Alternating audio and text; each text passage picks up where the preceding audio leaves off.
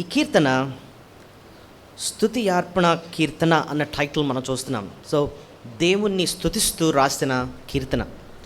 చూడడానికి 5 వచనాలు మాత్రమే ఉన్నాయి, కానీ ఇందులో ప్రభుని మనం ఆరాధించడానికి గొప్ప సత్యాలు ఇందులో దేవుడు దాచి ఉంచాడు. మనం ప్రతి ఆదివారం 2 వర్తమానాలు వింటాం. మొదటి వర్తమానం దేవుణ్ణి స్తుతించడానికి మనం వినాల్సిన వర్తమానం అన్నమాట. స్తుతించడానికి ఈ వర్తమానం మనల్ని సిద్ధపరుస్తుంది. రెండవ వర్తమానం బల వర్తమానం అంటాం, లేదా మనల్ని మనం సరి చేసుకోవడానికి, బలను యోగ్యమైన రీతిలో సమీపించడానికి దేవుడు ఏ రీతిగా మనల్ని సరిచేస్తున్నాడు వాక్యం ద్వారా అని సరి చేసుకుంటూ పాల్పొందడానికి బలవర్తమానాన్ని వింటాం. సో మొదటిది దేవుని స్తుతించడానికి ఆరాధన వర్తమానం మనం వింటాం. కాబట్టి ఇదిను ఈ భాగంలోంచి దేవుడు ఏ రీతిగా ఆయన గురించి మనకు తెలియజేస్తాడు, ఏ రీతిగా మనం ఆయన్ని స్తుతించవచ్చు, ఏ రీతిగా ఆయన్ని మనం ఘనపరచవచ్చు అని ఈ భాగంలో మనం చూద్దాం. ఆరాధన వర్తమానంలో ప్రాముఖ్యంగా దేవుని గురించి ఉన్నతంగా అర్థం చేసుకుంటున్నాం. Who God is, what is his greatness, ఆయన గొప్పతనం మాత్రమే కాకుండా ఆయన మనకు ఏం చేశాడు, what he has done for us, అది ధ్యానిస్తాం. ఇంకా ఏం చూస్తామంటే ప్రస్తుతం ఆయన మనకు ఏం చేస్తున్నాడు, అనుదినం కూడా ఆయన మనకు ఎలా సహాయపడుతున్నాడు, అది కూడా మనం చూస్తూ ఉంటాం. భవిష్యత్తులో ఆయన ఏం చేయబోతున్నాడు, వాట్ హీ విల్ డూ, అది కూడా మనం అర్థం చేసుకుంటాం. ఇలాగా ఆయన ఏమై ఉన్నాడు, ఆయన ఏం చేశాడు, ఆయన ఏం చేస్తున్నాడు, భవిష్యత్తులో ఆయన ఏం చేయబోతున్నాడు, ఇలా అర్థం చేసుకొని మనస్ఫూర్తిగా మనం దేవుణ్ణి ఆరాధిస్తాం. ప్రసంగిలో ఒక మాట ఉంటుంది, మనం దేవుని సన్నిధికి వచ్చినప్పుడట అనాలోచనగా మాట్లాడకూడదట. అనాలోచన అంటే ఏంటి అర్థం? ఆలోచించకుండా ఏదో నోటికి ఏదొస్తే అది అన్నట్టుగా అలా ఆరాధించకూడదు. అయితే భక్తుడు అంటాడు ప్రసంగిలో 5వ అధ్యాయంలో, సమీపించి ముందు ఆలకించాలట. ఆలకించినప్పుడు దేవుడు ఏం చేస్తాడు, మనకు తెలియని విషయాన్ని మనకు తెలియజేస్తాడు. He will teach us what we don't know. మనకేం తెలీదు ఆయన మనకు తెలియజేస్తాడు, మన హృదయాన్ని సిద్ధపరుస్తాడు, ఆయన గురించిన శ్రేష్టమైన సత్యాలు మనకు నేర్పిస్తాడు. అది నేర్చుకొని యథార్థంగా స్పందించడమే, నోరు తెరిచి ఆయన్ని ఘనపరచడమే ఆయన్ని స్తుతించడం, ఆయన్ని ఆరాధించడం. సరే, దినం ఈ భాగంలో ఈ 100వ కీర్తనలో ఈ భాగాన్ని మనం ఎలా అర్థం చేసుకోవచ్చు అండి అని అంటే ఒక 2 ప్రశ్నలు వేసుకుందాం. మొదటిది, ఆయన్ని ఎలాగా మనము ఆరాధించాలి, రెండోది ఏమని ఆరాధించాలి. చెప్పండి, ఎలా ఆరాధించాలి, ఏమని ఆరాధించాలి. దీన్ని ఇంగ్లీష్లో the how of worship and the what of worship. ఎలాగా మనం సిద్ధపడి ఆరాధించాలి, ఏమని మనం ప్రభుని ఆరాధించాలి. ఇది ఈ మేజర్ అవుట్లైన్ మనం ఈ భాగాన్ని అర్థం చేసుకోవడానికి. ఎలాగా అండి ఆరాధించాలి అని చూస్తే కనీసం ఒక 5 విషయాలు మనకి ఇక్కడ కనపడుతున్నాయి. చూడండి, ఏంటేంటి. ఫస్ట్ లైన్ చూడండి, సమస్త దేశములారా యెహోవాకు ఉత్సాహధ్వని చేయుడి. ఉత్సాహధ్వని అన్న మాటకు అర్థం ఏంటంటే it's a shout of victory. ఎవరన్నా ఒక రాజు ఒక యుద్ధం చేసి జయించిన తర్వాత దేశమంతా రాజును ఆహ్వానిస్తూ ఎలా అరుస్తారు, వావ్ అని చెప్పి అరుస్తూ గట్టి కేకలేస్తూ ఆహ్వానిస్తారు. చూసారా, మన ప్రభువుని గురించి అలాగ ఉత్సాహ ధ్వని మనము చేయాలంటండి. మన హృదయంలో ఆయన నువ్వు నేను సాధించలేనిది ఆయన మన కొరకు సాధించాడు. ఆయన ఆ గొప్ప రక్షణ, ఆత్మరక్షణ ఆయన మన కొరకు సాధించాడు. నువ్వు నేను ఎప్పుడు కూడా ఎన్ని మంచి పనులు చేసినా ఆ నిత్య నరకాగ్ని గుండం నుంచి తప్పించుకోలేమన్నమాట. అలాంటిది ఆయన మన పక్షాన ఉండి ఆ పాప భారం అంతా ఆయన పైన వేసుకొని ఆయన శిక్ష భరించి మరణించి తిరిగి లేచిన సజీవుడైన దేవుడు అంత విజయాన్ని సాధించినప్పుడు మనం ఏం చేయాలి తెలుసా, ఉత్సాహ ధ్వని చేయాలన్నమాట.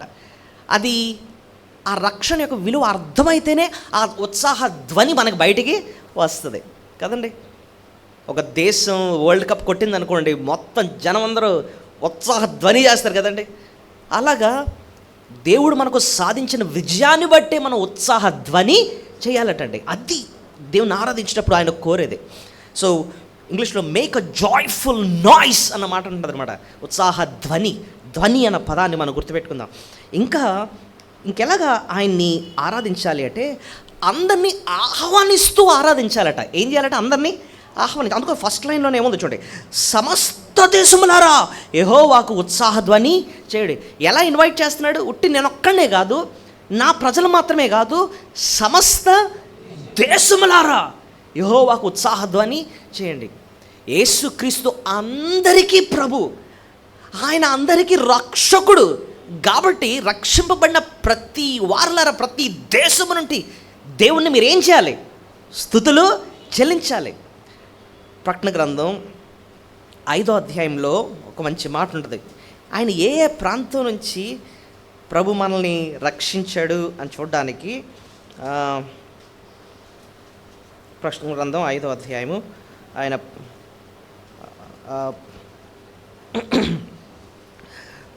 9వ వచనం చదువుదాం. ప్రకటన రెవల్యూషన్ చాప్టర్ 5:9.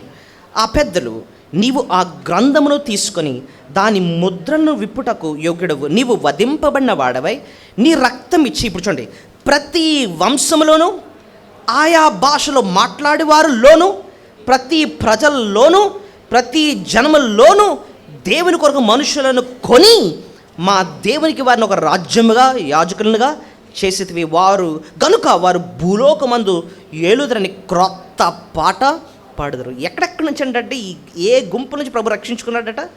ప్రతి వంశంలోనూ ఆయా భాషలు మాట్లాడేవారు. ఆయా భాషలు మాట్లాడడం అంటే ఏంటి? మనం ఏ భాష మాట్లాడతాం? తెలుగు మాట్లాడతాం, కొంతమంది ఉర్దూ మాట్లాడతారు, కొంతమంది హిందీ మాట్లాడతారు, కొంతమంది మలయాళీ, కొంతమంది ఒడిస్సా, సో తమిళ్ మాట్లాడతారు. ఇంకా మనం బయటకు వెళ్తుంటాం రష్యన్స్, లేకపోతే ఇంకా చూడండి రకరకాల భాషల్లో నుండి కూడా దేవుడు మనుషులు ఏం చేశాడట? కొన్నాడు, రక్షించుకున్నాడు, విడుదలచ్చాడు, ఆత్మరక్షణ అనుగ్రహించాడు. సో ప్రతి వంశంలోనూ ప్రతి భాషలో నుండి ప్రతి ప్రజల్లో నుండి, అమెరికన్స్ అవ్వచ్చు, పాకిస్తానీస్ అవ్వచ్చు, రష్యన్స్ అవ్వచ్చు, ఇండియన్స్ అవ్వచ్చు, ఏ దేశం నుంచైనా ప్రతి ప్రజల నుంచి ప్రతి జనంలో నుండి మనుషులను ఆయన కొన్నాడంటండి. ఆయన రక్తం ఇచ్చి ఆయన కొన్నాడు. కాబట్టి అంటున్నాడు కీర్తనకారుడు 100వ కీర్తనలో, సమస్త దేశములారా యెహోవాకు ఉత్సాహధ్వని చేయడు. ఎంత మేలు మీరు పొందారు కదా, ఎలాగ కామ్గా ఉంటారు. నొక్కనే కాదు ఆరాధించాల్సింది, అందరం కలిసి దేవుని ఏం చేద్దాం? ఆరాధిద్దాం. అది it's a call, it's an invitation for worship అనమాట. చూడండి, మనం మందిరంకి వచ్చామండి. మనం అందరంకి వచ్చినప్పుడు మనం చేయాల్సింది ఏంటో తెలుసా? మన వీధిలోనే మందిరానికి వచ్చే విశ్వాసులు ఎవరు ఉన్నారనుకోండి, వాళ్ళు ఇంకా సిద్ధపడలేదు, వాళ్ళు ఇంకా ఇంట్లో కూర్చొని బట్టలు ఉతుక్కొని చేస్తున్నారు. ఏం చేయాలి చెప్పండి? మీరు రెడీ అయిపోయారు, మందిరంకి వచ్చేస్తుంది, ఏం చేయాలి?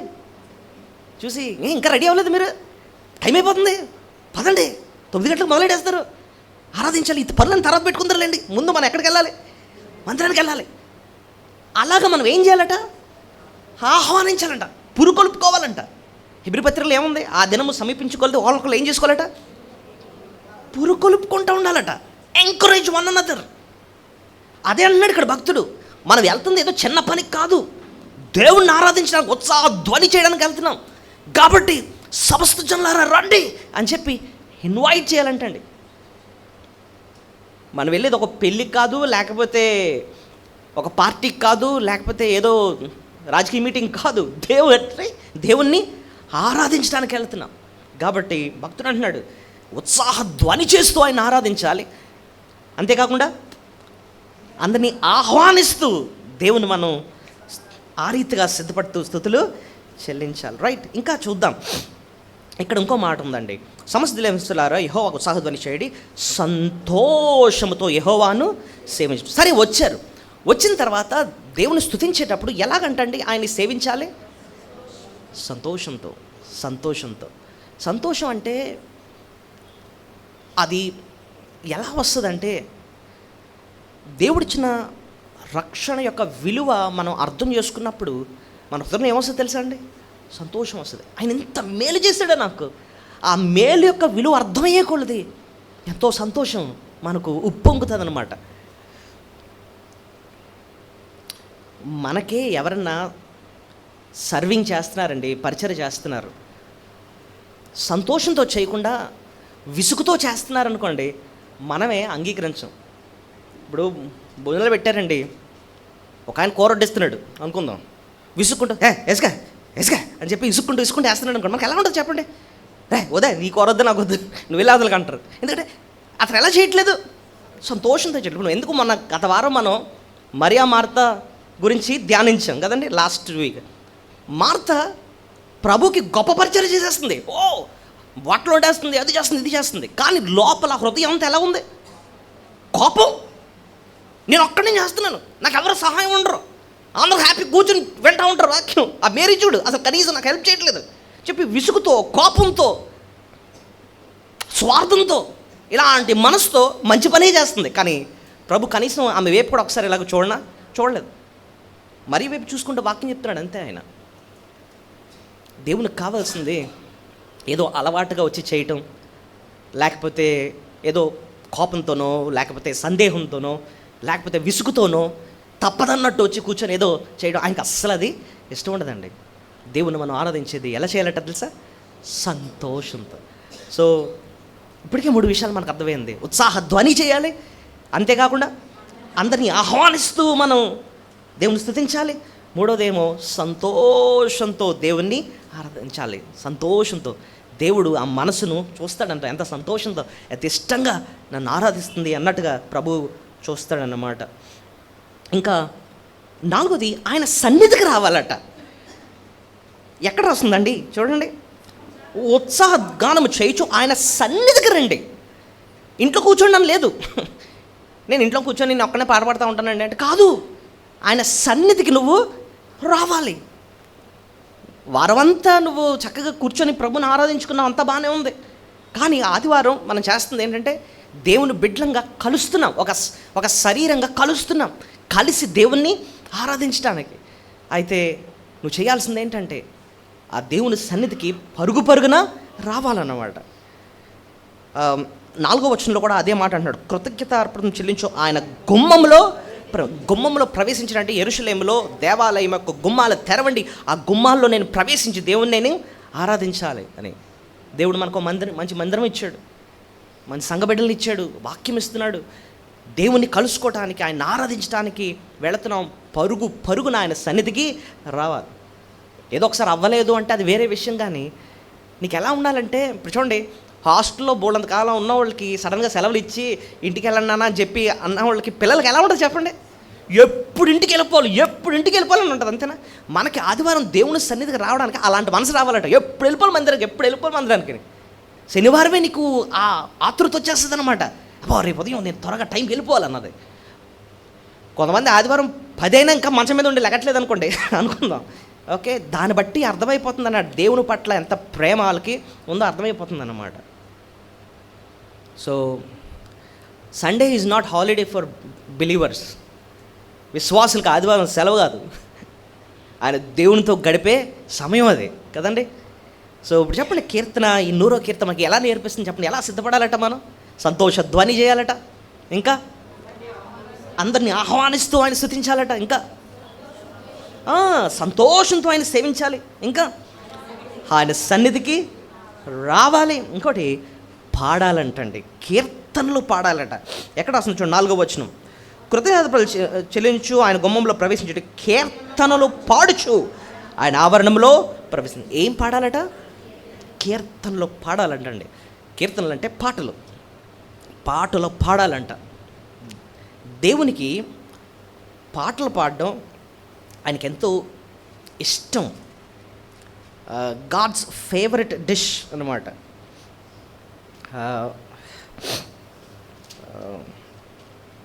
ఒక కీర్తన 69 అనుకుంటా, కీర్తన 69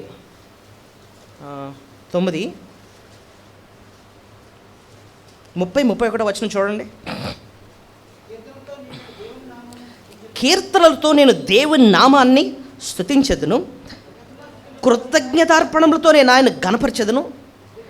ఎద్దు కంటెను, కొమ్ములను డేగల కల కోడె కంటెను, అది యెహోవాకు ప్రీతికరము. చూడండి, ప్రీతికరము అంటే అర్థం ఏంటో తెలుసా? ఆయనకు చాలా ఇష్టం అంటాడు. దేవునికి ఏంటండి ఇష్టం? చూడండి, మీకు ఎవరైనా వ్యక్తులు చాలా ఇష్టం అనుకోండి, వాళ్ళకేంటి ఇష్టాలో మీకు బాగా తెలుస్తాయి. ఆయనకి మటన్ కర్రీ అంటే భలే ఇష్టం అండి, ఆయనకి బిర్యానీ అంటే భలే ఇష్టం అండి, అంటే వాళ్ళ ఇష్టాలు ఏంటో మనకి తెలుస్తాయి. ఇక్కడ దేవునికి ఏంటి ఇష్టం అంటండి? 31వ వచనం, కీర్తనలతో నేను దేవుని నామాన్ని స్తుతిస్తాను, కృతజ్ఞతార్థులతో నేను ఆయన్ని కనపరుస్తాను. ఎందుకు? ఎద్దు కంటే, కొమ్ములను డేగల కల కోడి కంటే యెహోవాకు ప్రీతికరం. మనకు కోడి ఇష్టమేమో, దేవునికి కోడి కంటే విలువైంది ఏంటంటాడు? కీర్తనలు పాడుతూ ఉంటే, వెన్ యూ సింగ్. కొంతమంది మనం పాటలు పాడుతున్నప్పుడు మౌనంగా కూర్చుంటున్నారు, ఏదో ఆలోచిస్తున్నారు. మనం పాడుతూ ఉంటేనంట దేవుడు ఎంతో ఏం చేస్తాడు?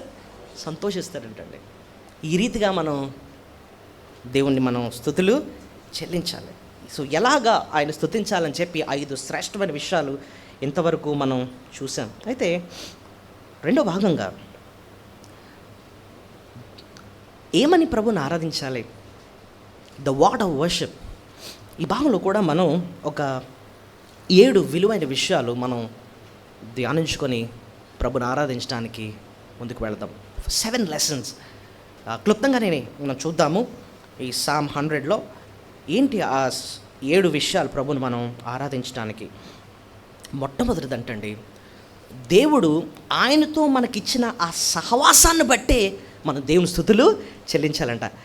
దేవుడు మనకిచ్చిన ఆశీర్వాదాల్లో అతి గొప్ప ఆశీర్వాదం ఏంటో తెలుసా? ఆయనతోనే వ్యక్తిగత సహవాసం, పర్సనల్ రిలేషన్షిప్. ఇది ఎలా చెప్పారండి ఆ వ్యక్తిగత సహవాసం గురించి అని మీరు చూస్తే 3వ వచనం చూడండి. ఆయనే మనల్ని పుట్టించను. ఇప్పుడు చూడండి, మనము ఆయన వారము, మనము ఆయన ప్రజలము. చాలు ఆ మాటలే కావాలి. మనము ఆయన వారము, మనము ఆయన ప్రజలము, మనము ఆయనోళ్ళం. అంటే అర్థం ఏంటో తెలుసా? ఆయనకి మనకి ఒక అన్యోన్యమైన సంబంధం ఉంది. దీన్ని ఇంకొక పదంలో, ఒక్క వర్డ్లో చెప్పండి ఆ సంబంధాన్ని ఏమంటారు అని అంటే నిత్య జీవం. చెప్పండి. ఇంగ్లీష్లో దాన్ని ఇటర్నల్ లైఫ్ అంటాం. యోహాను 3:16లో మనకు తెలుసు, దేవుడు లోకమును ఎంతో ప్రేమించను కాగా ఆయన తన అద్వితీయ కుమారునిగా పుట్టిన వాని యందు విశ్వాసముంచు ప్రతివాడు నశింపకుండా నిత్య జీవం పొందాలని ఆయనను అనుగ్రహించాడు. God so loved the world that he gave his only begotten son, whosoever believeth in him shall not perish but have everlasting life. నిత్య జీవాన్ని. సో యేసు ప్రభు ఆయన చేసేది నశించిపోకుండా మనల్ని రక్షిస్తాడు. రక్షించి వదిలేయడం కాదట, ఒకటి మనకి ఇస్తున్నాడట. ఒక దాని నుంచి తప్పిస్తున్నాడు, ఒకటి మనకి ఇస్తున్నాడు. ఇచ్చేది ఏంటట? నిత్య జీవం. నిత్య జీవం అన్న మాటని ఒక్క మాట చెప్పాలంటే నిత్యము దేవునితో కలిసి జీవించే జీవితం. కీర్తన 23లో అదే ఉంటుంది. నేను బ్రతుకు దినములన్నీ ఆయన కృపా క్షేమములు నా వెంట వస్తాయి. మరణిస్తే చిరకాలము నేను యెహోవా మందిరములో నివాసము చేస్తాను. అంటే బ్రతుకుంటే ఆయన నాతో ఉంటాడు, చనిపోతే నేను ఆయనతో ఉంటాను. అంతేగాని ఆయన్ని నన్ను ఇంకెవరు వేరు చేయలేరు. We have a close relationship. అన్యోన్యమైన సహవాసం ఉంది దేవునికి మనకి. అసలు దాన్ని బట్టి మనం దేవుని స్తుతులు చెల్లించాలంట. 1 యోహాను 1:3 మన సహవాసం ఎవరితో అన్న మాట ఇక్కడ ఉంటుంది చూడండి. 1 యోహాను 1:3 మాతో కూడా మీకును సహవాసం కలుగునట్లు మేము చూచిన దాన్ని వినిన దానిని మీకును తెలియజేయుచున్నాము. మన సహవాసం అయితే ఇప్పుడు చూడండి, తండ్రితో కూడాను ఆయన కుమారుడైన యేసుక్రీస్తుతో కూడాను ఉన్నది. మన సహవాసం ఎవరితో ఉందంటండి? తండ్రితో కూడా ఆయన కుమారుడైన యేసుక్రీస్తుతో కూడా ఉన్నదంట. ఇప్పుడు చెప్పండి, ఈ టైంలో నువ్వు నిజంగా రక్షింపబడ్డావైతే నీకు ప్రభుకి ఒక వ్యక్తిగత సంబంధం ఉందా లేదా? ఉంది. You have personal relationship. చూడండి, క్రిస్టియన్ లైఫ్ అంటే, క్రైస్తవ జీవితం అంటే ఆయన గురించి తెలుసుకోవడం కాదు, ఆయన్ని వ్యక్తిగతంగా తెలుసుకోవడం. Knowing about God is different from knowing God. దేవుని గురించి తెలుసుకోవడం వేరు, దేవుణ్ణి వ్యక్తిగతంగా తెలుసుకోవడం వేరు. ఆ రెండింటికి చాలా తేడా ఉంది. చూడండి, ఒక రాజకీయ నాయకుడిగా ఉన్నారనుకోండి, ఆయన గురించి అందరికీ తెలుస్తుంది. ఒక సెలబ్రిటీ ఉన్నారనుకోండి, ఆయన గురించి అందరికీ తెలుస్తుంది. కానీ వ్యక్తిగతంగా ఎదురుపడినప్పుడు ఆయన నిన్ను పలకరించడు. ఎందుకు పలకరించడంటే నువ్వెవరో ఆయనకి తెలీదు. ప్రభు బోలెడు సార్లు అన్నాడు, నేను మిమ్మల్ని ఎన్నడూను ఎరుగను అన్నాడు కొంతమందితో. మత్తయి సువార్త 7:24 23 కూడా మనం చూస్తాం. ప్రభు మీకోసం నేను దయ్యములు వెళ్ళగొట్టలేదా, మేము ప్రవచింపలేదా, అది చేయలేదా, ఇది చేయలేదా అని అంటే మిమ్మల్ని ఎన్నడూ నేను ఎరగను అన్నాడు. ఐ డోంట్ నో యూ అన్నాడు అనమాట. అంటే వారికి ప్రభుకి ఏమి లేదు, వ్యక్తిగత సంబంధం లేదన్నమాట. అయితే ఆయన విశ్వసించిన వారికి ఆయన ఇచ్చేది ఏంటంటే ఆయనతో వ్యక్తిగత సంబంధం. ఆ వ్యక్తిగత సంబంధి బైబిల్లో చాలా చక్కగా రకరకాల పోలికలతో దేవుడు వివరించాడు. ఎలాగంటే ఆయన తండ్రి అయితే మనం ఆయనకేంటి కుమారులం. ఓకే, ఆయన వరుడు అయితే మనం ఆయనకేంటి వధువు. ఆయన ద్రాక్ష వలి అయితే మనం ఆయనకి చూడండి, ప్రతి దానికి ఏముంది ఒక రిలేషన్షిప్. ద్రాక్ష వలి తీగలకి ద్రాక్ష వలికి ఏముంటుంది, కనెక్షన్ ఉంది చూసారా. ఆయన గొర్రెల కాపరి అయితే మనము గొర్రెల కాపరికి గొర్రెలకు సంబంధం ఉంది. సో ఇలాగా మనం ఆయన కొమ్మరి అయితే మనము జిగట మన్ను చూసారా. ఆ వర్డ్స్ అన్నీ మనకు అర్థం చేయిస్తున్నాయి ఏంటంటే దేవునికి మనకు ఒక అన్యోన్యమైన సహవాసం సంబంధం ఉందన్నమాట. రక్షింపబడక ముందు మనం ఇంకోటితో సంబంధం ఉండేది మాకు. ఎవరో తెలుసా? సాతాను గడుదు. ప్రభు ఒక దగ్గర అంటాడు, మీరు మీ తండ్రి యొక్క అపవాది సంబంధులు అంటాడు అన్నమాట. సో రక్షింపబడక ముందు మన తండ్రి ఎవరంటే సాతానుగాడు అనమాట. ఆడు ఉచ్చుల్లో ఉండేవాళ్ళం. అలాంటి ఉచ్చుల్లో మనల్ని ప్రభు విడిపించి ఆయన బిడ్డగా మనల్ని చేసుకున్నాడు. ఆ రిలేషన్షిప్ ఇచ్చినందుకే ప్రభుని మనం ఎంతో స్తుతులు చెల్లించాలి. దత్తపుత్రులుగా చేసుకున్నాడట. దత్తత అంటే అర్థం ఏంటండి? దత్తత, ఒక వ్యక్తిని దత్తత తీసుకున్నారంటే అర్థం ఏంటి? ఇంతకుముందు నీకు నాకు ఆ సంబంధం లేదు, కానీ ఇక మీద నువ్వు నా బిడ్డవే అన్న ఆ సంబంధాన్ని నువ్వు ఏర్పరుస్తున్నావు అన్నమాట. దత్తత తీసుకున్నాడు దేవుడు మనల్ని. తండ్రి మారాడు అక్కడ మనకి. చూడండి అసలు ఆ రక్షింపడినప్పుడు దాన్ని డాక్టర్ ఆఫ్ అడాప్షన్ అంటారు అనమాట. దత్తత తీసుకున్నాడు దేవుడు మనల్ని, దత్తపుత్రులుగా చేసుకున్నాడు. అసలు ఆ సంబంధం ఇచ్చినందుకే మనం దేవుని ఎంతో స్తుతులు చెల్లించాలి. అదే అంటున్నాడు 3వ వచనంలో, ఆయన మనల్ని పుట్టించిన మనం ఆయన వారము, మనము ఆయన ప్రజలము. ఆ లైన్లో నుంచి ఈ సత్యాన్ని మనం నేర్చుకుంటాం. దేవా, ఆ సంబంధాన్ని ఇచ్చినందుకే మీకు స్తోత్రాలు తండ్రి అని చెప్పి మనం ఆయన స్తుతులు చెల్లించాలి. రెండోది, ఆయన దేవుడు కాబట్టి ఆయన స్తుతించాలంటండి. రెండోది, ఎందుకు దేవుని స్తుతించాలి మనం? ఆయన దేవుడు కాబట్టి. 3వ వచనం, యెహోవాయే దేవుడని తెలుసుకున్నాడు. యెహోవా దేవుడు అంటలే, యెహోవాయే దేవుడు అంటే ఆయన మాత్రమే దేవుడు, ఆయన తప్ప వేరొక దేవుడు లేడు. నిర్గమకాండంలో 20వ అధ్యాయంలో మనది చూస్తాం. నేను తప్ప వేరొక దేవుడు మీకు ఉండకూడదు. పైన ఆకాశం అందే కానీ, కింద భూమి అందే కానీ, భూమి కింద నెల అందే కానీ ఏ రూపాన్ని మీరు చేసుకోకూడదు, దాన్ని సాగిలపడకూడదు, దాన్ని పూజింపకూడదు. ఎందుకంటే నేను యెహోవాను, నేను మాత్రమే దేవుడను. అద్వితీయ దేవుడు ఆయన, ఆయనే మన దేవుడు. యేసు ప్రభునండి మనం పొరపాటును కూడా ఆయన కూడా దేవుడు అండి అనకూడదు. ఒక్కొక్కసారి మనం మాట వరుసకి అంటే ఎలా మాట్లాడుతూ ఉంటామంటే మీ దేవుడు మీదండి, నా దేవుడు నాదండి అంటాం. అసలు అది అనకూడదు. అసలు తెలుసా మీకు? అంటే తెలియకుండానే మనం ఏం ఒప్పుకుంటున్నాం. చాలామంది ఉన్నారు అందులో ఈయన నేను నమ్ముతున్నానండి. అది కాదు, ఆయన మాత్రమే దేవుడు అండి, ఆయన తప్ప వేరొక దేవుడు లేడు. మరి అలాగైతే గొడవ అవుతుందండి. అవును, అదే నిలబడ్డం అంటే, అక్కడే నిలబడ్డం అంటే. ప్రభు నేనే మార్గాన్ని, నేనే సత్యాన్ని, నేనే జీవాన్ని అన్నాడా? అలా అన్నాడా? లేకపోతే నేను కూడా మార్గాన్ని, నేను కూడా సత్యాన్ని, నేను కూడా జీవాన్ని అని అన్నాడా? లేదా, నేనే అని అన్నాడు. అందుకోసమే కదా ఆయన సిలువ వేశారు. సో ఆయన మాత్రమే దేవుడిగా మనం ఆయన్ని ఆరాధన చేయాలి. అయితే నేను ఇక్కడ ఒక టాపిక్ చెప్పాలని ఆశపడుతున్నాను. ఎందుకంటే యేసు ప్రభు ఆయన ఎప్పుడన్నా నేను దేవుణ్ణి అని చెప్పి తన నోటితో బైబిల్లో చెప్పాడా? ఏ రీతిగా అది చెప్పాడు తన దైవత్వాన్ని? నిజానికి కొంతమంది ఏమంటారు, ఆయన ఎక్కడ అనలేదండి అని అంటారు. కాదు, బైబిల్లో చాలా రుజువులు ఉన్నాయన్నమాట. అన్నీ నేను చూపించకపోను, కానీ కొన్ని వచనాలు మీకు చూపిస్తాను, ఇది మీకు తెలియాలి. యేసు ప్రభు తన నోటితో తన దైవత్వాన్ని ఎక్కడ ఒప్పుకున్నాడు? సెల్ఫ్ క్లెయిమ్ టు డైటీ అనమాట. కొన్ని వచనాలు రెడీగా ఉండాలన్నమాట. యేసు ప్రభుని ఒకసారి రాళ్ళతో కొట్టాలని కోపం వచ్చేసింది యూదులకు. ఎందుకు చెప్పనా? ఆయన దేవుడని చెప్పుకుంటున్నాడని. ఎక్కడ రాస్తుందండి? యోహాను సువార్త 10:33. యోహాను సువార్త 10వ అధ్యాయము 33వ వచనం చూడండి.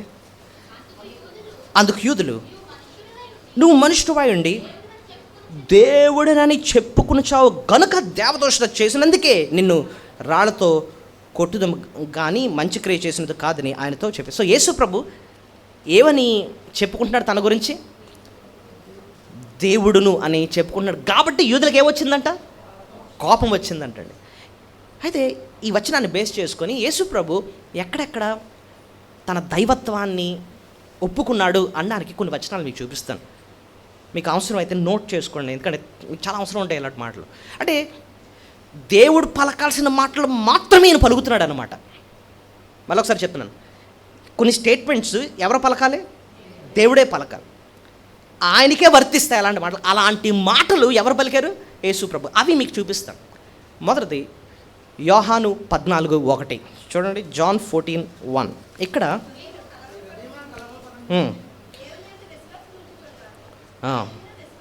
పాయింట్ చూడండి.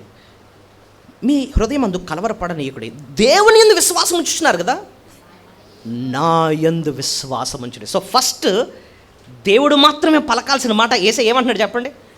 నా యందు విశ్వాసం ఉంచండి. ఈ మాట ఎవరు అనగలరో తెలుసా? దేవుడు ఒక్కడే అనాలి, నా యందు విశ్వాసం ఉంచండి. సాధారణంగా దేవుడి మీద విశ్వాసం ఉంచుతామండి అంట. కాదు, ఆ దేవుడి ప్లేస్లో మీరు పెట్టాల్సింది ఎవరిని తెలుసా? నా యందు మీరు విశ్వాసము ఉంచండి. అది తన దైవత్వాన్ని అలాగా రుజువు చేస్తున్నాడు.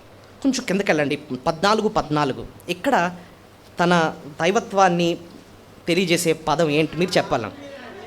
నా నామమున మీరు నన్నేమడిగినను నేను చేతును. ఆ వచనం చూడండి.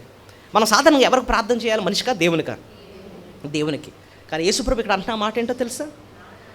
నా నామమున మీరు నన్నేమడిగినను నేను చేతును. అంటే అర్థం ఏంటి?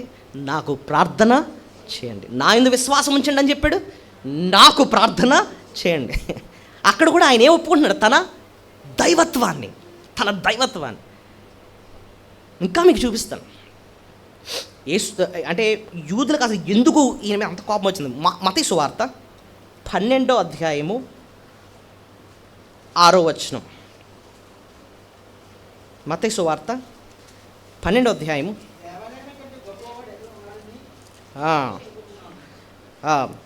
దేవాలయము కంటే గొప్పవాడు ఎక్కడున్నాడని నేను మీతో చెప్పుచున్నా. ఇక్కడ చూడండి, ఇక్కడ ఈ యూదులకి ఎంత కోపం వచ్చేసిందంటే 14వ వచనం చూడండి. ఆయన చంపేద్దామన్నంత కోపం వచ్చింది. అంతటి పరిసయ్యులు వెలుపలకు పోయి ఆయనను ఎలాగూ సంహరించమా అని ఆయనకు విరోధముగా. ఎలాగ సంహరిద్దామా అంటే అర్థం ఏంటి? ఎలా చంపేద్దామా అన్నంత కోపం వచ్చేసిందంట. ఏ మాట అన్నందుకు? ఇప్పుడే చూడండి, ఇప్పుడు నేను చదివించాను కదా, దేవాలయం కంటే గొప్పవాడు ఇక్కడ ఉన్నాడు, I'm greater than the temple అన్నాడు. ఈ మాటకి ఏంటో విలువ ఏంటో నేను చెప్తాను చూడండి. ఇప్పుడు సీఎం ఆఫీస్ ఉందనుకోండి, సీఎం ఆఫీస్ అదొక బిల్డింగ్ మాత్రమే. ఓకే, ఆ బిల్డింగ్కి విలువ ఎందుకు వచ్చింది? ఒక బిల్డింగ్కి విలువ ఎందుకు వచ్చింది? సీఎం గారు ఒక వ్యక్తిని బట్టి ఆ బిల్డింగ్కి ఏమొచ్చింది? విలువ వచ్చింది. ఇప్పుడు ఆ సీఎం గారే దాన్ని వాడడం మానేసి దాన్ని సీఎం ఆఫీస్ అనకంటారా అంటే దాన్ని రేపు అది కళ్యాణ మండపం అయిపోద్ది. అవునా? వాళ్ళు నీకు హ్యాపీ వాడుకుంటారు, కళ్యాణ మండపం కింద వాడుకుంటారు. ఆ బిల్డింగ్ విలువ వచ్చిందే ఆ ఒక్క వ్యక్తిని బట్టి. ఓకే, ఇప్పుడు చూడండి, యెరూషలేములో ఒక దేవాలయం ఉంది. దేవాలయం ఆలోచించండి, దేవాలయం. ఆలయానికి విలువ వచ్చింది దేని బట్టట? ఆ దేవుని బట్టి.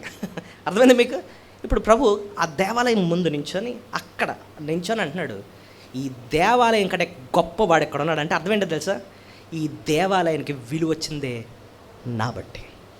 ఈ దేవాలయం జరిగే ప్రతి బలి కూడా నన్ను సూచిస్తూ చేస్తుంది. అంతే కదండి, ప్రతి బలి అర్పణ ఎవరి గురించి చెప్తుంది?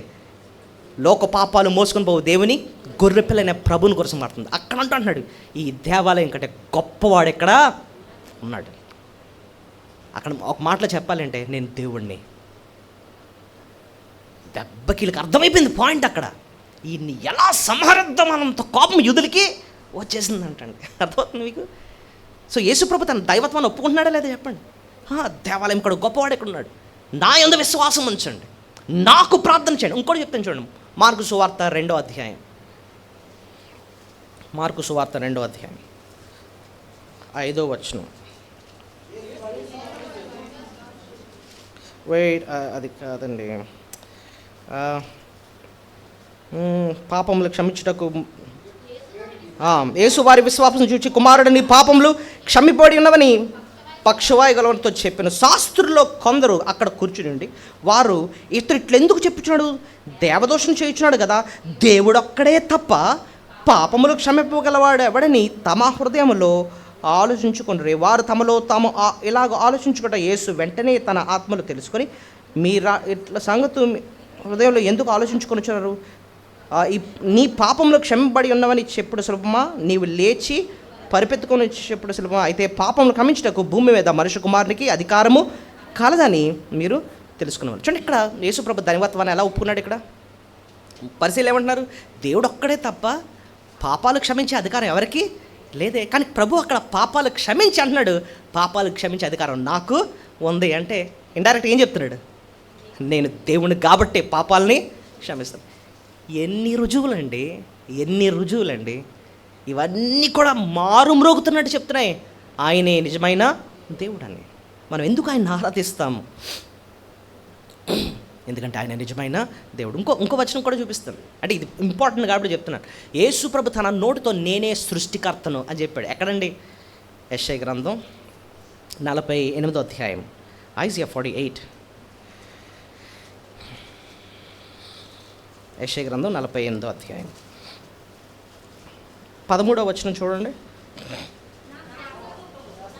నా హస్తము భూమి పునాది వేసెను, నా కుడి చెయ్యి ఆకాశాల వైశాల్యంను వ్యాపింపజేసెను, నేను వాటిని పిలువుగా ఒకటి తప్పకుండా అవన్నీ నిలుచును. చూడండి, ఒక ఆయన అంటున్నారట, ఏమంటున్నాడు, నా హస్తము అనే కాదు అదేనా 13, నా హస్తము భూమి పునాది వేసాను. ఒక ఆయన ఏం చెప్తున్నాడంటే, నా హస్తం భూమిని ఏం చేస్తుంది, భూమికి పునాది వేసింది, నా కుడి చెయ్యి ఆకాశ వైశాల్యంను వ్యాపించ, అంటే ఒక మాటలో నేనే సమస్తాన్ని ఏం చేశాను, సృష్టించాను. ఇది యేసు ప్రభు అని మీరు ఎలా చెప్పగలరండి అని మీరు అన్నారనుకోండి, ఈ కాంటెక్స్ట్ మనం అర్థం చేసుకోవాలి. కొంచెం కిందకి వెళితే 16వ వచనం చివరన చూడండి, ఇప్పుడు ప్రభువు యెహోవాయు ఆయన ఆత్మయు నన్ను పంపెను అన్నాడు. చూడండి, ఒక ఆయన మాట్లాడుతూ ఇక్కడ కాంటెక్స్ట్లో అదే ఆయన పైన ఏ మాట పలికాడో అదే ఆయన కిందకు వచ్చి అంటున్నాడు, యెహోవాయు ఆయన ఆత్మయు నన్ను పంపెను అంటున్నాడు. యెహోవాయు ఆత్మయు నన్ను పంపెను అంటే మనం నమ్మే దేవుడు త్రియేక దేవుడు. యెహోవాయు అంటే తండ్రి అయిన దేవుని కోసం మాట్లాడుతూ, తన ఆత్మ అంటే పరిశుద్ధాత్మ దేవుని కోసం మాట్లాడుతూ, వీళ్ళిద్దరూ నన్ను పంపెను అంటే ఇంతకీ నన్ను అంటే ఎవరు అక్కడ? కుమారుడే ప్రభు. ఆయన మాట్లాడుతున్నాడు. సమస్తాన్ని సృష్టించింది ఎవరో తెలుసా, భూమికి పునాది వేసింది ఎవరో తెలుసా, నేనే అంటున్నాడు అనమాట. ఇంకా అంతకన్నా రుజువు ఏంటండి, యేసయ్య అంటున్నాడు నేనే సమస్తాన్ని సృష్టించాను. ఇంత క్లియర్గా ఉంది కాబట్టి యోహాను భక్తుడు అది రాస్తూ అంటున్నాడు, ఆయన లేకుండా ఏది కలగలేదు, సమస్తము ఆయన మూలముగా కలిగినదేది ఆయన లేకుండా కలగలేదు అని చెప్పి రాస్తున్నాడు అన్నమాట. ఆయనే సృష్టికర్త.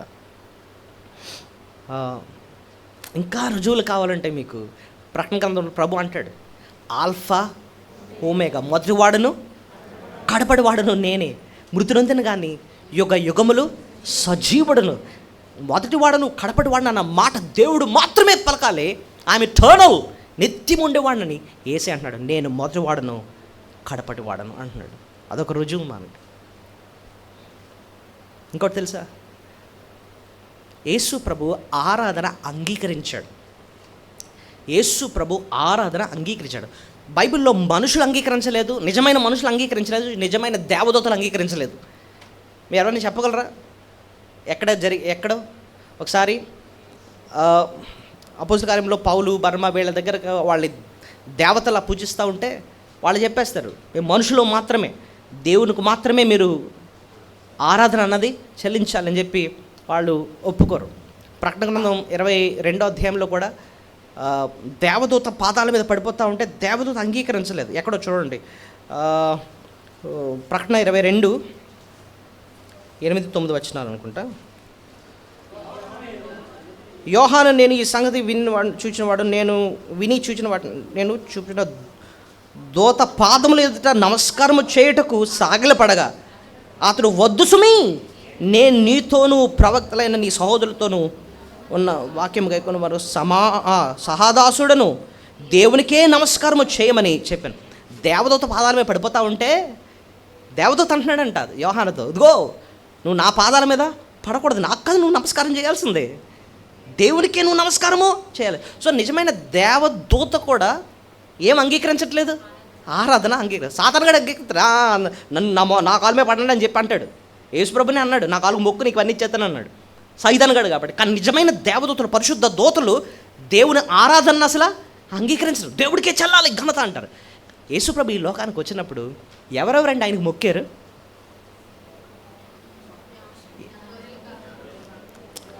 ఆయన అది గొర్రెల కాపులు చిన్నప్పుడు లేండి, అది కొంచెం చూడండి.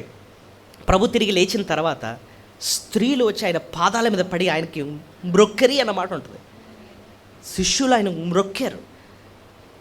అనేక సంఘటనలు, ఒక్క సంఘటన మీకు చూపిస్తాను చూడండి. మత్తయి సువార్త 14:33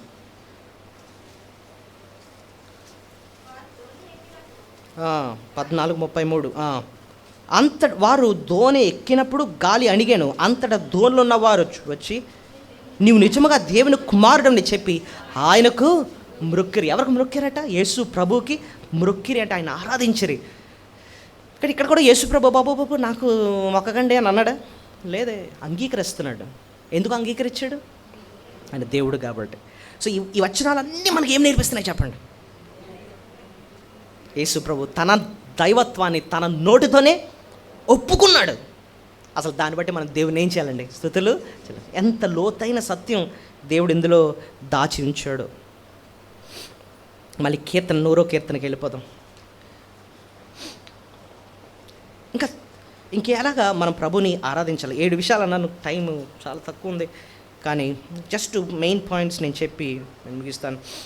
ఆయన దేవుడు కాబట్టి ఆయన ఆరాధించాలి. 3వది, ఆయన మన సృష్టికర్త. చూడ, ఆయన మనల్ని పుట్టించిన ఉందా? ఎక్కడ? 3వ వచనం, యెహోవా దేవుడని తెలుసుకున్నాడు, ఆయనే మనలను పుట్టించను. సో దేవుడు మనల్ని సృష్టించాడు. మన గర్భంలో ఉన్నప్పుడు మనం ఎలా ఉండాలో ఆయనే ఏం చేశాడంటే తెలుసా? నిర్మించాడండి. ఆయన సొంత చేతులతో మనల్ని నిర్మించాడు. మనం ఈరోజు ఇలా ఉన్నాము అంటే మన డిజైనర్ ఎవరు చెప్పండి? మనల్ని ఇలా డిజైన్ చేసింది ఎవరు? దేవుడు. ఒకసారి మనం అద్దంలో చూసుకొని తిట్టుకుంటూ ఉంటాం. నిన్ను నువ్వు తిట్టుకుంటున్నావంటే ఎవరిని తిట్టినట్టు తెలుసా? దేవుని తిట్టినాడు. ఎందుకు? నిన్ను సృష్టించింది ఆయన ఏదో లోపం ఉందండి అందుకోసం నన్ను ఎలా తయారు చేశాడండి అంటాం. కాదు, ఆయన సర్వజ్ఞాని. నువ్వు ఎలా ఉండాలో నిన్ను ప్రేమించి ఇష్టంగా నిన్ను తయారు చేశాడు ఆయన. చిన్నప్పుడు మేము స్కూల్లో, టింపిరి స్కూల్లో మంచి సాంగ్ నేర్పించారు. దేవా, నేను ఒకవేళ if I were a butterfly I would thank you for giving me wings. అంటే నేను ఒక బటర్ఫ్లైని అయితే నాకు రెక్కలిచ్చినందుకు నిన్ను స్తుతిద్దును. If I were a robin in the tree I would thank you for my voice. అంటే ఒకవేళ నేను ఒక చెట్టు మీద ఒక పక్షినై ఉంటే నాకు ఇచ్చిన స్వరాన్ని బట్టి నేను నిన్ను స్తుతిద్దును. If I were a fish in the sea అని చెప్పి, అంటే ఒకవేళ చేపనైతే నువ్వు ఇచ్చిన ఆ ఈతను బట్టి నేను స్తుతిద్దును. కానీ ఇటన్నింటికన్నా విలువ నన్ను మానవుడిగా తయారు చేసావు. అలా మానవుడిగా తయారు చేసినందుకే నేను నిన్ను స్తుతులు చెల్లిస్తానన్న సాంగ్ అనమాట. నిజానికి వీటన్నిటినీ దేవుడు ఆయన నోటి మాటతో సృష్టించాడు. కానీ మానవుని తయారు చేసినప్పుడు ఆయన సొంత చేతులతో ఆయన నిర్మించి నాసిక రంధ్రాల్లో జీవ వాయువునుది ఆయన రూపంలో మనల్ని చెక్కుకున్నాడు. ఆయన రూపం అన్న మాట కూడా చాలా లోతైనది. మనకు జ్ఞానం ఇచ్చాడు, ఆయన తెలుసుకునే జ్ఞానం. మనకు మనసునిచ్చాడు, ఆయనకు లోబడే మనసు. హృదయాన్ని ఇచ్చాడు, ఆయన ప్రేమించే హృదయాన్ని. జంతువులకు కూడా జ్ఞానం ఉంటుంది, కానీ వాటి సృష్టికర్తలు అవి తెలుసుకోలేవు. But we are made special. ఆయన రూపంలో మనల్ని ఆయన చెక్కుకున్నాడు, ఆయన మనతో సహవాసం చేయాలని. ఆయన ఆత్మను మనలో పెట్టాడు. నిత్యం జీవించాలని, ఆయనతో కలిసి జీవించాలని ఆ నిత్యం ఉండే ఆత్మను మనలో పెట్టాడు ఆయన. అసలు మనిషిగా సృష్టించినందుకే మనం దేవుని స్తుతులు చెల్లించాలి. అయితే మనుషులు ఆ సృష్టికర్తను విడిచిపెట్టి దూరం వెళ్ళిపోయి సృష్టిని పూజిస్తూ ఆయనకు పాపం చేసి దూరం అయిపోయాం. అయితే ఆ సృష్టికర్త ఎంత మంచివాడంటే వెతికి వెతికి వెతికి దూరస్తుల్ని సమీపస్తులుగా చేసుకోవడానికి, తప్పిపోయిన వారిని తిరిగి రక్షించడానికి ఈ లోకానికి రక్షకుడుగా అని ఈ లోకానికి వచ్చాడు. ఇప్పుడు చూడండి ఒక విషయం. ఒక పిల్లోడంట ఒక మంచి ఓడను తయారు చేశాడట. ఏం తయారు చేశాడు? ఓడ. ఒక మంచి బోట్ని తయారు చేశాడట. అయితే దాన్ని మరి బోట్ తయారు చేసిన నీటిలో పెట్టాలి కదా, సముద్రంలో పెట్టాడట. తీసుకెళ్ళి కెరటాల మీద పెట్టాడంట. అది చక్కగా వెళతా ఉంటే సంతోషిస్తున్నాడంట. ఈ లోపల జరిగింది ఏంటంటే ఒక పెద్ద కెరటం వచ్చేసి దాన్ని లాక్కు నిలిపిందంట. చూస్తుండగానే తనకు చేసుకున్న ఓడలాగా దూరం వెళ్ళిపోయిందంట.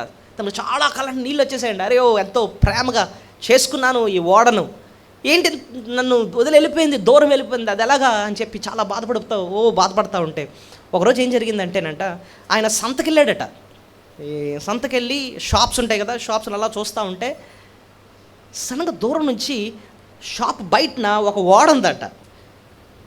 ఏంటి ఓడ అని చెప్పి దగ్గరికి వెళ్ళేటప్పుడు తనకు అర్థమైందంట ఏంటంటే ఈ ఓడ తన సొంతకి తయారు చేసిన ఓడ. ఏం జరిగిందంటే చేపలు పట్టడానికి వెళ్ళినప్పుడు వల వేస్తే ఆ వలలో ఈ ఓడ కూడా దొరికిందనమాట. అరే ఈ ఓడ భలే ఉందని చెప్పి బయటికి తీసుకొచ్చి దాన్ని శుభ్రం చేసి షాప్లో పెట్టి ఇప్పుడు అమ్ముతున్నారు. ఈ షాప్కి వెళ్ళి ఈ అబ్బాయి అంటున్నాడంట, ఏమండి ఇది నేను తయారు చేసిన వాడేనండి, నేను తయారు చేసిన వాడే సముద్రంలో కొట్టుకుపోయిందండి అంటే, లేదు ఇది కావాలంటే నువ్వు కొనాలి, దీనికి వెల ఎంత అండి? 5,000 అంటున్నాడంట. 5,000 నేను తయారు చేసిన మళ్ళీ నేను కొనాలా? అప్పుడు వెళ్ళాడంట, డబ్బులు తెచ్చాడంట. డబ్బులు ఇచ్చి తన సొంత వాడనే మళ్ళీ వెల చెల్లించి ఏం చేశాడు? సంపాదించుకొని సొంతం చేసుకున్నాడు. ఇదే జరిగిందండి రక్షింపబడినప్పుడు. దేవుని బిడ్డలైన మనం పాపం వల్ల ఆ దేవునికి ఏమైపోయాం? దూరం అయిపోయాం. ఆ దూరం అయిపోయిన మనల్ని మళ్ళీ ఆయన సొంతం చేసుకోవాలి అంటే ఆయన వెల చెల్లించాలి. ఆయన ఏం వెల చెల్లించాడు తెలుసా? ఆయన సొంత రక్తాన్నే మన కోసము ధారపోసాడు. మన పాపానికి శిక్షగా ఆయన మరణించి సమాధి చేయబడి తిరిగి లేచి ఆయన ఏందో విశ్వసించడం ద్వారా ఆయన మనల్ని విమోచించి ఆయన సొంతం మనం చేసుకున్నాడు అన్నమాట. అలాగ మనల్ని రక్షించినందుకే, ఆయన మన సృష్టికర్తగా నూతన సృష్టిగా మనల్ని చేసినందుకే మన స్తుతులు చెల్లించాలన్నమాట. 4వది ఆయన మన కాపరి. చూడండి ఎక్కడ కీర్తన 100వ కీర్తనలోనే మనము ఆయన ప్రజలము, ఆయన మేపు గొర్రెలము, ఆయన మేపు గొర్రెలము. నేను ఇందాక చెప్పాను ఆయనకి మనకి సంబంధాల్లో కొన్ని పోలికలు చెప్తూ ఒక పోలిక ఏం అనుకున్నాం, ఆయన కాపరి అయితే మనం ఆయనకు గొర్రెలు. సో ఇక్కడ 4వది ఆయన మనల్ని పట్టించుకుంటున్నాడు, మన ఎడల శ్రద్ధ వహిస్తున్నాడు. అందుబట్టే మనం దేవుని స్తుతులు చెల్లించు. మనల్ని పట్టించుకుంటున్నందుకే, మనల్ని పట్టించుకుంటున్నాడు, మన ఎడల శ్రద్ధ వహిస్తున్నాడు అని ఎలా చెప్పారండి అంటే ఆ పదమే మనకు నేర్పిస్తుంది. ఆయన మేపు గొర్రెలు. ఒక గొర్రెలకి కాపరి ఎలాగైతే మేపుతాడో అలాగా ప్రభు మన ఎడల శ్రద్ధ వహిస్తున్నాడు. He cares for us. ఆయన మీ గురించి చింతించుచున్నాడు కనుక మీ చింత యావత్తు ఆయన పైన వేడి. మన గురించి చింతిస్తున్నాడట ఆయన. ఒక కాపరి గొర్రెలకు ఏంటేంటి చేస్తూ ఉంటాడు చెప్పండి? ఆహారం పెడతాడు, పచ్చిక గల చోట్ల దగ్గర తీసుకెళ్తాడు, శాంతికరమైన జలముల యొద్ద నడిపిస్తాడు. ఇంకేం చేస్తాడు? ఒకవేళ ఏదైనా క్రూర మృగాలు వచ్చాయనుకోండి, ఈయన ముందు చెట్టేకెత్తాడా? కాదు. ఈయనేం చేస్తాడు? కర్ర తీసుకుని, దుడ్డు కర్ర తీసుకుని వెళ్ళిపోతాడు కదండి. ఆయనకు ఒక కుంకుమ ఉంటుంది, ఒక స్టాఫ్ అంటాం, దాన్ని పైనుంచి మంచి మంచి కొమ్మలు దించి వాటికి ఆహారాన్ని పెడతా ఉంటాడు. గొర్రె ఒక్కొక్కసారి దారి తప్పిపోతూ ఉంటుంది, అప్పుడు మళ్ళీ తీసుకొచ్చి దారిలో చేరుస్తూ ఉంటాడు. ఇంకేం చేస్తూ ఉంటాడు? దారి చూపిస్తాడండి. గొర్రెలకి దారి తెలీదు. ఆయన ముందు నడుచుకుని గొర్రెలకి ఏం తీసుకొస్తాడు? దారి చూపిస్తాడు అనమాట. దారి చూపిస్తాడు. ఇంకోటి, ఒకవేళ గొర్రెకి దెబ్బ తగిలిందండి, ఏం చేస్తాడు? బరబర ఇడ్చుకెళ్ళిపోతాడు? కాదు, గాయాన్ని కడతాడు. నల్లలేకపోతుంది, కుంటుతుంది, ఏం చేస్తాడు? మెడ మీద వేసుకుంటాడు, అవసరమైతే మెడ మీద వేసుకొని తీసుకెళ్తాడు, శుభ్రం చేస్తాడు. గొర్రెకి బొచ్చు వచ్చేస్తూ ఉంటుంది. ఆ బొచ్చు వచ్చినప్పుడు లోపల ఒక రకమైన వ్యాక్స్ ఫామ్ అవుతుంది అనమాట. దాన్ని ఎప్పటికప్పుడు శుభ్రం చేయాలి, లేకపోతే ఇన్ఫెక్షన్ వచ్చి గొర్రె చనిపోయే ప్రమాదం ఉందన్నమాట. సో గొర్రెని ఏం చేస్తాడు? శుభ్రం చేస్తాడు. ఒక మాటలో చెప్పారంటే, కాపరి లేకపోతే గొర్రె చచ్చిపోతాడు, దేవుడు లేకపోతే మనం నాశనం అయిపోతాం. దేవుడు మనకు ఎలా ఉన్నాడట? కాపరిగా ఉన్నాడు. ఆయన గొర్రెలకు మంచి కాపరి. అంత మంచి కాపరి మనకున్నందుకే మనం దేవుని స్తుతులు చెల్లించాలి. ఆలోచించండి, కాపరి లేని గొర్రె జీవితం ఎలా ఉంటుందండి? కాపరి లేని గొర్రె జీవితం, దానికి ఒక మంద ఉండదు. ఫస్ట్ ఆఫ్ ఆల్ ఉదయం లెగిస్తే ఎటు వెళ్ళాలో కూడా దానికి తెలీదు, భయం, దారి తెలీదు, ఎందుకు బతుకుతుందో దానికి తెలీదు, ఎలాంటి ప్రమాదాలు వస్తాయో దానికి తెలీదు, వచ్చినప్పుడు ఎలా ఎదుర్కోవాలో దానికి తెలీదు. భయంకరమైన జీవితం అనమాట కాపరి లేని జీవితం. కానీ ఒకప్పుడు మన బతుకు అదే, కాపరి లేని బతుకే. కానీ దేవుడు ఎక్కడో తప్పుపోయిన గొర్రెని ఎతికినట్టుగా వెతికి మనల్ని ఏం చేశాడు? రక్షించుకొని ఆయన మందలో చేర్చుకొని ఆయన మనకు ఎలా ఉన్నాడు? మంచి కాపరిగా ఉన్నాడు. అసలు దాన్ని బట్టే మనం ప్రభుని స్తుతులు చెందిన. ఒకటే గుర్తుపెట్టుకోవాలి, ఎంత కష్టం ఉన్నా, మనసు ఎంత బాధ అయిపోయినా సరే ఒకటే గుర్తుపెట్టుకోవాలి, నాకు ఒక మంచి కాపరి ఉన్నాడు. ఆయన నన్ను నడిపిస్తాడు, ఆయన నన్ను పట్టించుకుంటున్నాడు, ఆయన నన్ను విడిచిపెట్టడు. ఈ మాట మన హృదయంలో ఎప్పుడూ ఉండాలన్నమాట. గాఢాంధకారపు లోయలు నేను సంచరించినను ఏ అపాయమునకు నేను భయపడను, ఎందుకంటే నీవు నాకు తోడై ఉన్నావు. యు ఆర్ విత్ మీ, నువ్వు నాకున్నావు. నా గిన్నె నిండి పొర్లుచున్నది, సమృద్ధిచే దేవుడు ఆయన. నా ప్రాణమునకు ఆయన సేదను తీరుస్తాడు. సేద అంటే అర్థం ఏంటి? నెమ్మది, నెమ్మది అన్నమాట. మన జీవితానికి నెమ్మది ఇచ్చే దేవుడు. అంతగా మనకు కాపరిగా ఉన్నందుకే మన స్తుతులు చెల్లి. మంచి గొర్రెల కాపరి తన గొర్రెల కొరకు ఏం చేస్తాడు? ప్రాణం పెడతాడు అన్నమాట. నిజమే, మన కోసం ప్రాణం పెట్టాడు, మరణించాడు, తిరిగి లేచాడు, మనల్ని నడిపించే గొప్ప కాపరిగా మనకు ఉన్నాడు. ఐదోది, ఆయన మన ఎడల చూపించే కృపను బట్టి మనం ఆయన స్తుతించాలంటండి. ఎక్కడుందంటే ఈ 5వ వచనం, యెహోవా దయాళుడు, ఆయన కృప నిత్యముండును. సో ఎన్ని విషయాలు నేర్చుకున్నామండి ఇప్పటికే? ఏమని ఆరాధించాలి ప్రభుని? మొదటిది, ఆయన ఇచ్చిన సహవాసాన్ని బట్టి ఆయన స్తుతులు చెల్లించాలి. ఆయన మన దేవుడు కాబట్టి ఆయన స్తుతులు చెల్లించాలి.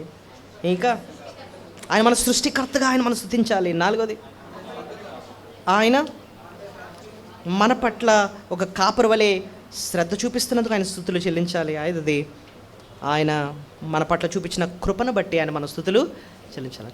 ఏంటి దేవుడు మన ఎడల కృప చూపించాడు? ఈ కృపను గురించి మనం చాలా నిర్వచనాలు చేయొచ్చు. నేను కృపను గురించి ఇంతకుముందు ఒక నిర్వచనాన్ని చెప్పాను. అయోగ్యుల ఎడల ఉచితంగా చూపించిన గొప్ప మేలు, అదే ఏంటది? కృప. మంచిదే. ఈ కృపను గురించి ఇంకో కోణంలో మనం ఆలోచిస్తే ఒక వచనాన్ని మీకు చూపిస్తాను. గ్రేస్ అన్న మాట గురించి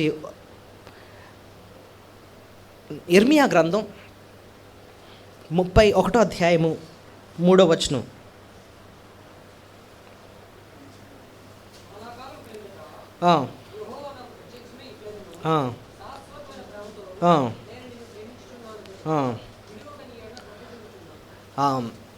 కృప అన్న మాటకి అక్కడ ఒక అర్థం ఏంటంటే శాశ్వతమైన ప్రేమ. చెప్పండి, నిబంధనతో కూడిన ప్రేమ.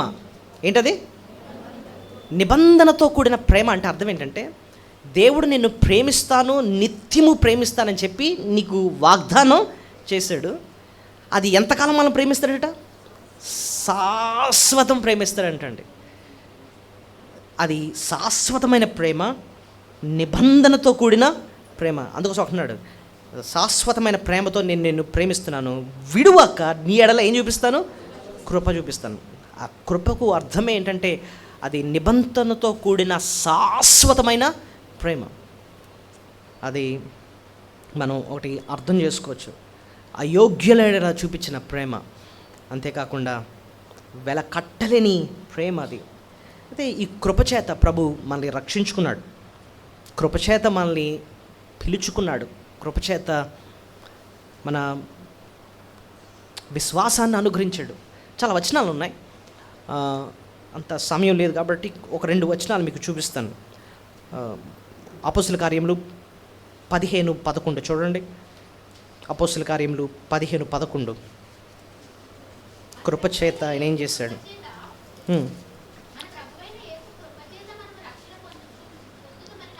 చాలు. ప్రభువైన యేసు కృపచేత మనము రక్షణ పొందుతున్నాం. సో కృపచేత ప్రభువులు ఏం చేశాడు? మనల్ని రక్షించుకున్నాడు. గుడ్.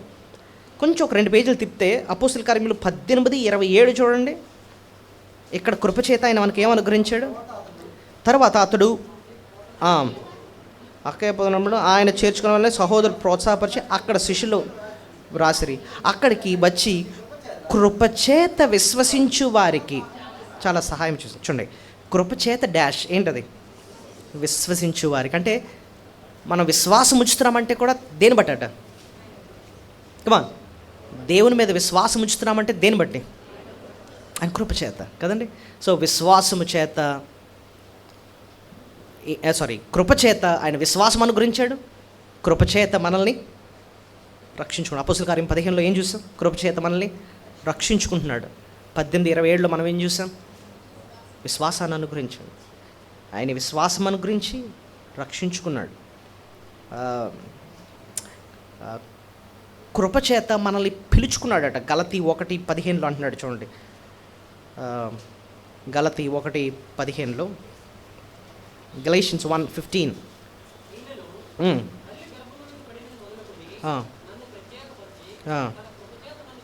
చాలు. తన కృపచేత నన్ను పిలిచాడు. సో కృపచేత పిలిచాడు, కృపచేత విశ్వాసం ఇచ్చాడు, కృపచేత రక్షించుకుంటున్నాడు. 2 దశలోనికే 2:16లో నిత్య ఆదరణ ఇస్తున్నాడట. 2 Thessalonians 2:16, 2 దశలోనికే 2:16. చాలు. కృపచేత ఎలాంటి ఆదరణది? నిత్య ఆదరణ, ఎవర్ లాస్టింగ్ కంఫర్ట్, నిత్య ఆదరణ ఇచ్చే దేవుడు. మన జీవితానికి కష్టాలు ఉన్న వ్యక్తికి ఏం కావాలి చెప్పండి? ఆదరణ. అలాంటి ఆదరణ ఏ మనిషి కూడా ఇవ్వలేడు. దేవుడు మనకు ఏమిచ్చే దేవుడు? నిత్య ఆదరణ. రైట్. ఆఖరిగా ఎన్ని విషయాలు? 5 విషయాలు కదా మనం నేర్చుకున్నాం. ఆయన 100వ కీర్తనకి వెళ్ళిపోదాం. ఒక్కొక్క 2 మాటలు ఉన్నాయి. ఆఖరి వచనంలో ఆయన దయాళుడు అన్న మాట ఉంది చూడండి. యెహోవా దయాళుడు అంటే అర్థం ఏంటి? ఆయన మంచివాడు.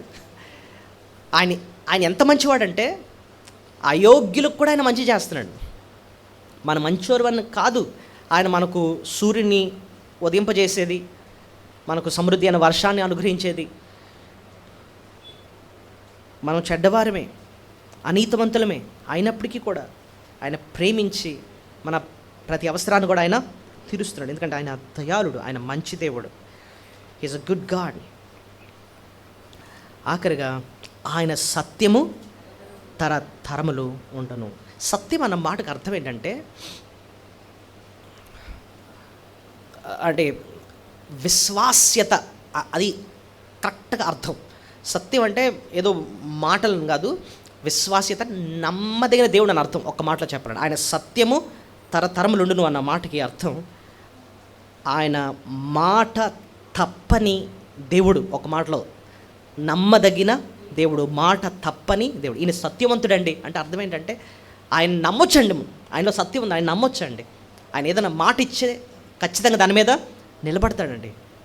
హీఈస్ ఫెయిత్ఫుల్, అది కరెక్ట్ అర్థం అనమాట. ఇంగ్లీష్ బైబిల్లో చూస్తే ఫెయిత్ఫుల్ అంటే అర్థం ఏంటంటే ఆయన నమ్మదగిన దేవుడు, ఆయన నమ్మదగిన దేవుడు. ఆయన ఏదన్నా మాట ఇచ్చాడంటే ఖచ్చితంగా నిలబడతాడు. ఫర్ ఎగ్జాంపుల్ 2 Thessalonians 3:3లో ఆయన ఒక మాట ఇచ్చాడు. చూడండి ఏంటో ఆయన ఇచ్చిన మాట. 2 Thessalonians 3:3. నమ్మదగిన వాడు, ఆయన మిమ్మల్ని స్థిరపరిచి దుష్టత్వం నుండి మిమ్మల్ని ఏం చేస్తాడు? కాపాడుతాడు. ఆయన ఇచ్చిన మాట ఏంటో తెలుసా? ఆయన నమ్మదగిన వాడు, ఆయన మిమ్మల్ని స్థిరపరిచి దుష్టత్వం నుంచి దుష్టత్వం అంటే అర్థం ఏంటంటే ప్రతి పాపం నుంచి ఆయన మనల్ని ఏం చేస్తాడట? కాపాడుతాడు.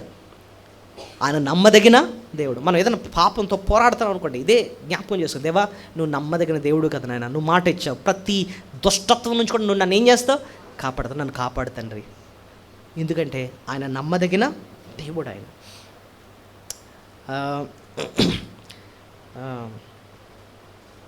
కీర్తన 132:12 ఆయన, కీర్తన 132:12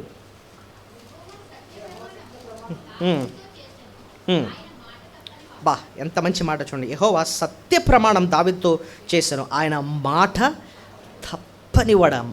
అది సత్యం అన్న మాటకి అర్థం అన్నమాట. మాట తప్పని వాడు. ఆయన ఇంకోటి మాట ఇచ్చాడండి, మనందరికీ తెలిసిన వచనం యోహాను 14. ఏంటి ఆయన ఇచ్చిన మాట? నేను వెళ్ళి మీ కొరకు స్థలము సిద్ధపరుస్తాను, నేనుండి చోటన మీరు ఉండలాగిన మళ్ళీ వచ్చి మిమ్మల్ని తీసుకుని పోతాను అంటున్నాడు. సో దేవుడిచ్చిన మాట సత్యమా కాదా? ఆయన త్వరలో రానయ్యున్నాడు, మనల్ని ఆయన సన్నిధికి తీసుకెళ్తాడు, పరలోకానికి తీసుకెళ్తాడు. సో వీటన్నిటిని బట్టి మనం దేవుని మన స్తుతులు చెల్లించాలి. ముందు ఏ రీతిగా ఆయన ఆరాధించాలో మనం చూసాం, ఎలా ఆరాధించాలో చూసాం. భక్తుడు సంతోష ధ్వని, ఉత్సాహ ధ్వని చేస్తూ ఆయన ఆరాధించాలని, అందరిని ఆహ్వానిస్తూ ప్రభుని ఆరాధించాలని, ఆయన సంతోషంతో ఆయన్ని సంతోషంతో ఆయన సేవించాలని, ఆయన సన్నిధికి రావాలని, పాటలు పాడుతూ ఆయన స్తుతించాలన్న విషయాలు మనం చూసాం.